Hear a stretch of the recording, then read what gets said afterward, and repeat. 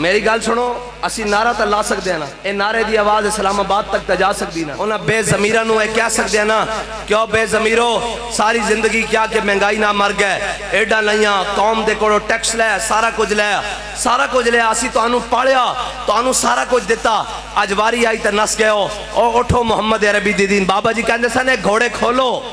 ایک گھوڑے کھولو، قرآن کے اندر وَاعِدُّوا لَهُم مَّا اسْتَطَعْتُم مِّن قُوَّةٍ وَمِن رِّبَاطِ الْخَيْلِ تُرْهِبُونَ بِهِ عَدُوَّ اللَّهِ وَعَدُوَّكُمْ۔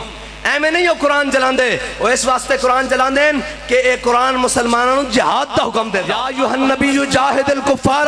والمنافقین واغلظ علیہم ومأواہم جہنم وبئس المصیر۔ میرے حبیب اپنے غلاموں جہاد واسطے ابھارو، اتنا ابھارو کہ کافروں باڑ کے رکھ دیں، قرآن دا یہ فیصلہ۔ اور آج